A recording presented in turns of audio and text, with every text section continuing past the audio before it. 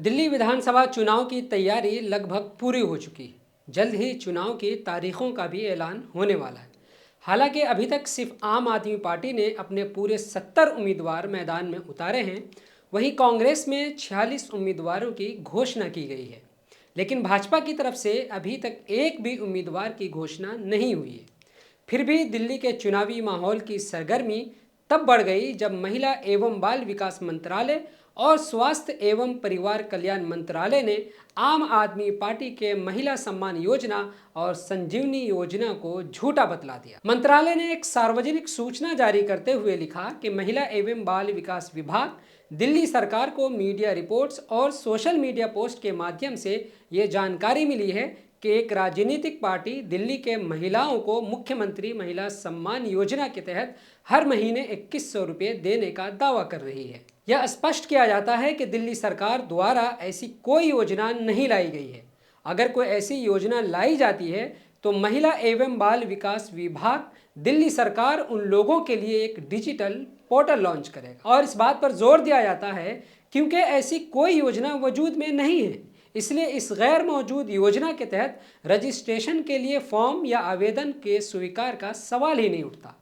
कोई भी व्यक्ति या राजनीतिक पार्टी जो इस योजना के नाम पर फॉर्म आवेदन जमा कर रहा है या आवेदनों से जानकारी इकट्ठा कर रहा है, वो धोखाधड़ी कर रहा है और उसके पास कोई अधिकार नहीं है। नागरिकों को सावधान किया जाता है कि इस योजना के नाम पर अपना कोई भी दस्तावेज जैसे बैंक खाता, voter ID card, phone number, घर का पता या कोई भी जानकारी किसी से साझा न करें। इसी के साथ दिल्ली सरकार स्वास्थ्य एवं परिवार कल्याण मंत्रालय विभाग ने क्या कुछ कहा, उस पर भी नजर डालते हैं। ये सूचित किया जाता है कि स्वास्थ्य एवं परिवार कल्याण विभाग राष्ट्रीय राजधानी क्षेत्र दिल्ली सरकार के पास आज तक ऐसी कोई भी संजीवनी योजना वजूद में नहीं है।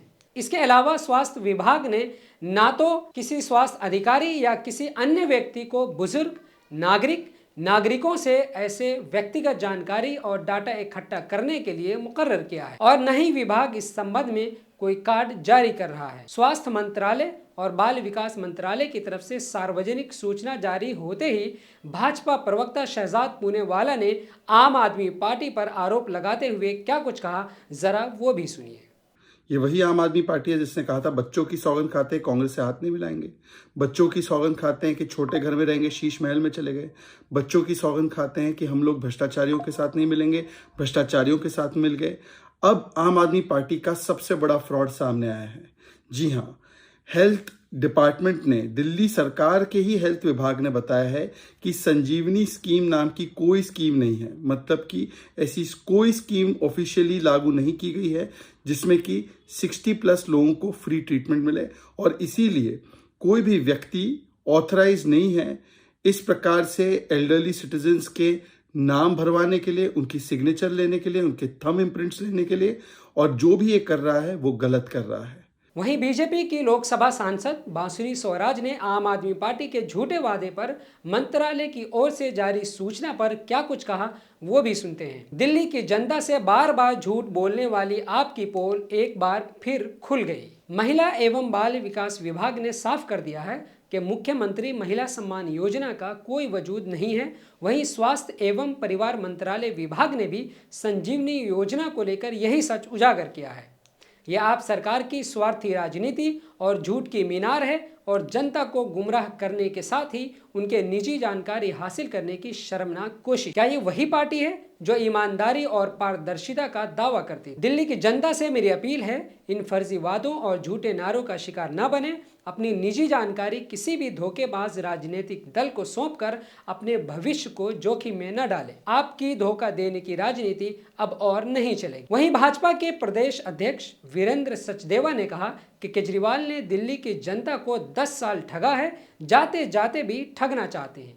ये डाटा इकट्ठा करके आपको लूटने का काम करेंगे। इन सब आरोपों के बीच दिल्ली की मुख्यमंत्री आतिशी ने सोशल मीडिया प्लेटफॉर्म एक्स पर अरविंद केजरीवाल के एक पोस्ट को टैग करते हुए कहा कि महिला सम्मान योजना और संजीवनी योजना को जनता का जबरदस्त रिस्पॉन्स मिल रहा है। इसे देखकर भाजपाई बुरी तरह घबरा गए। भाजपा वाले चाहे कितनी साजिश कर ले, जनता केजरीवाल के साथ खड़ी है। हम बाबा साहब अंबेडकर जी और भगत सिंह जी के चेले हैं, हम न डरेंगे और न ही झुकेंगे। आम आदमी पार्टी पर लगे इल्जाम का जवाब देने के लिए पार्टी ने प्रेस कॉन्फ्रेंस की, जिसमें पार्टी के दिग्गज नेता अरविंद केजरीवाल, मनीष सिसोदिया, संजय सिंह और दिल्ली की मुख्यमंत्री आतिशी मौजूद थी। केजरीवाल ने बीजेपी पर आरोप लगाते हुए कहा कि भाजपा ने पिछले 10 साल में दिल्ली में क्या काम किया। वहीं उन्होंने दिल्ली सरकार के कामों को भी रोकने का आरोप लगाया। साथ ही उन्होंने यह भी दावा किया कि दिल्ली चुनाव में बीजेपी को अपने जीतने के आसार दूर दूर तक नहीं दिख रहे हैं और दिल्ली चुनाव में इस बार बीजेपी को ऐतिहासिक हार होगी। उन्होंने दिल्ली में कानून व्यवस्था को बर्बाद करने का भी आरोप बीजेपी पर लगाया है। केजरीवाल ने कहा कि बीजेपी के पास सिवाय केजरीवाल को गाली देने के और कोई एजेंडा नहीं है और न ही कोई सीएम चेहरा है। वहीं उन्होंने मंत्रालय की तरफ से महिला सम्मान योजना के जारी सूचना के जवाब में कहा कि दिल्ली की कैबिनेट हजार रुपए की योजना पहले ही मंजूर कर चुकी है, जिसकी नोटिफिकेशन भी आ चुकी है, लेकिन हमने ऐलान किया था कि हम जीत गए तो इसे बढ़ाकर 2100 रुपये देंगे। वहीं मुख्यमंत्री आतिशी ने भाजपा पर आरोप लगाया कि महिलाओं के फ्री बस सेवा को रोकने के लिए मुझ पर फर्जी केस करने की साजिश की जा रही है।